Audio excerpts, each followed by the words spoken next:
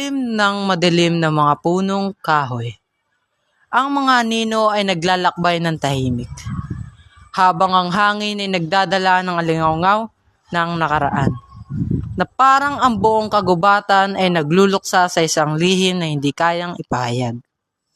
Ang bawat hakang na tinatahak ng naglalakad ay sumasalubong sa matitigas na ugat at dawag, na tila nagsisilbing hadlang upang pigilan siya sa pag-unawa ng mga lihim na nakabaon sa bawat sulok ng kagubatan. Ang hangin na puno ng dampi ng ulap ay nagdadala ng malamig na pighati, na tila nagsusumbong sa bawat dahon at sanga ng mga higera na matagal nang nag-iisa. Tadhana na parang walang katapusan. Sa kabila ng lahat ng ito, ang gubat ay tila nagsisilbing tagapag-ingat ng mga alaala ng mga kaluluwang nawala.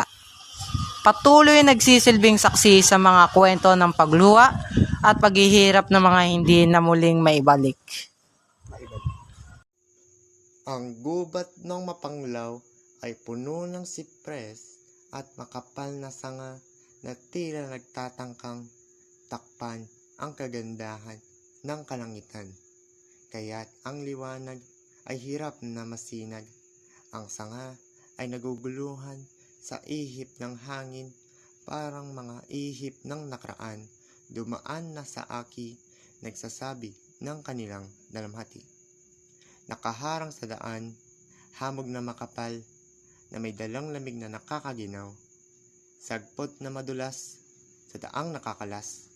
Sa gubat na ito'y wag paninlang, baka ikay mawala at tuluyang maligaw, at sa paghahanap ng daan, ikaw makaagilap ng basiliko.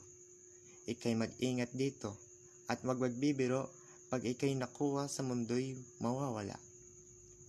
Averno, ang destinasyon at wala ng paraan upang makatakas pa doon. Ito naman ang mga aral na ating makukuha sa unang kabanata ng Florante at Laura na pinamagatang Gubat na Mapanglaw. Lagi tayong maniwala sa ating sarili at manalig tayo lagi sa Diyos na may kapal tuwing tayo ay naharap lagi sa mahirap na sitwasyon at anumang mga problema na ating itinatahak.